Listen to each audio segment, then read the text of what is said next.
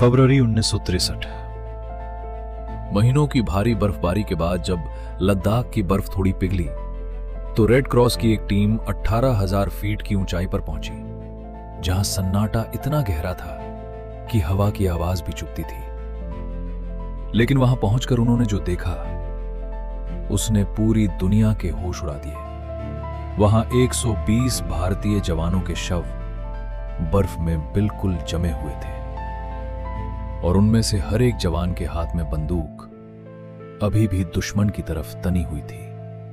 उनकी उंगलियां ट्रिगर पर जमी हुई थीं। मरते दम तक किसी ने 1 इंच भी पोस्ट नहीं छोड़ी थी। आखिर उस आखिरी रात उस मौत की घाटी में हुआ क्या था? यह दास्तान है उस रात की जब 120 शेरों ने हजारों का रास्ता रोक लिया था।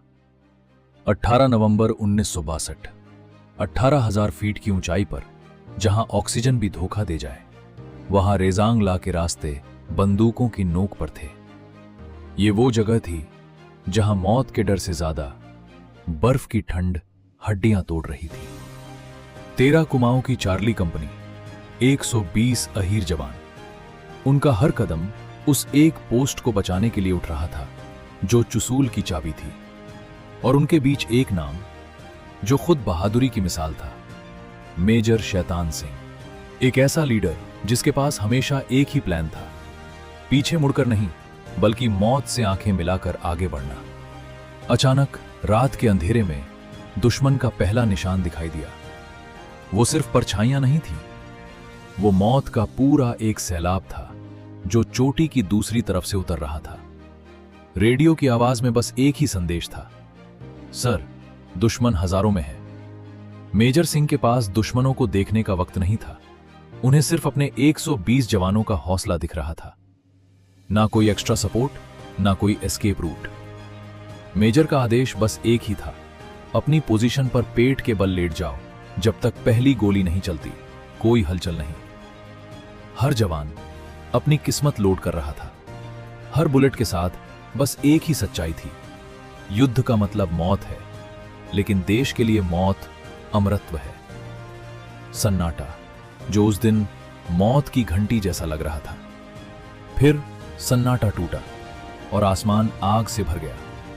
दुश्मन ने तोपों का मुंह खोल दिया था, लेकिन 13 कुमाऊं की राइफलें भी मूक दर्शक नहीं थीं। दुश्मन लहरों की तरह आ रहा था, जैसे बर्फ का भयानक तूफान। एक गिरती तो दूसरी आगे बढ़ती, पर हमारे जवान चट्टान बनकर खड़े थे। गोलियों की बारिश में मेजर शैतान सिंह एक पोस्ट से दूसरे पोस्ट दौड़ रहे थे। उन्हें परवाह नहीं थी कि मौत कहां से आएगी, उन्हें बस अपने जवानों के दिलों में आग जलाए रखनी थी। तभी दुश्मन की एक बर्स्ट फायर ने मेजर साहब को छलनी कर दिया। खून बहा और सफेद बर्फ लाल हो गई। जख्मी होने के बावजूद उन्होंने 2 जवानों के कंधों का सहारा लिया और फिर से फायर लाइन में खड़े हो गए। लाइट मशीन गनों की नालियां लाल हो चुकी थीं, पर किसी की उंगली ट्रिगर से नहीं हटी। एक एक भारतीय जवान 10-10 दुश्मनों को मिट्टी में मिलाकर गिर रहा था। फिर 1 घंटे की लगातार फायरिंग के बाद गोलियों की आवाज कम होने लगी। अम्यूनिशन खत्म हो रहा था, लेकिन युद्ध अभी बाकी था। जब आखिरी गोली चली तो 13 कुमाऊं के जवानों ने अपनी राइफलों पर बियोनेट लगा लिए। अब युद्ध दूर से नहीं, दुश्मन की आंखों में आंखें डालकर होना था। जैसे ही दुश्मन ट्रेंच के करीब आया, हमारे जवान शेरों की तरह बाहर निकल पड़े, नंगे हाथ, टूटी हुई राइफलें और सीने में आग। यह युद्ध नहीं था, मौत का तांडव था। मेजर शैतान सिंह अपनी आखिरी सांस तक अपने जवानों का नेतृत्व करते रहे। एक एक कर जवान वीर गति को प्राप्त होते गए, लेकिन किसी की भी पीठ पर गोली नहीं लगी थी। सबने सीने पर वार सहा था।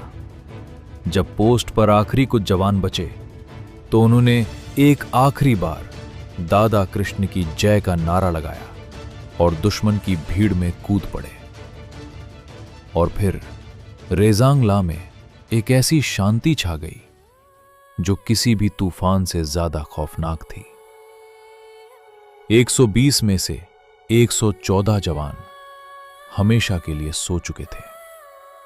महीनों बाद फरवरी 1963 में जब रेड क्रॉस की टीम वहां पहुंची तो हर जवान अपनी पोस्ट पर उसी तरह खड़ा मिला। उनके हाथों में बंदूकें अब भी जमी हुई थीं और उनका रुख अब भी दुश्मन की तरफ था। और सबसे बड़ी बात, एक भी गोली किसी की पीठ पर नहीं थी। उनके आसपास पड़ी दुश्मनों की लाशें ये गवाही दे रही थीं कि इन 120 भारतीय जवानों ने 1300 से ज्यादा दुश्मनों को रोका था। थोड़ी दूर एक पत्थर के सहारे मेजर शैतान सिंह का शरीर मिला। उनकी अद्भुत वीरता के लिए उन्हें देश का सर्वोच्च सम्मान परमवीर चक्र दिया गया। कहा जाता है उस दिन दुश्मन ने भी इन शेरों को सलाम किया था। आज भी चुशूल के उस मैदान पर एक पत्थर गवाह बनकर खड़ा है। How can a man die better than facing fearful odds for the ashes of his fathers and the temples of his gods? ये सिर्फ एक युद्ध नहीं था, ये एक वचन था। 13 कुमाऊं के उन 114 अमर बलिदानियों को हमारा सलाम।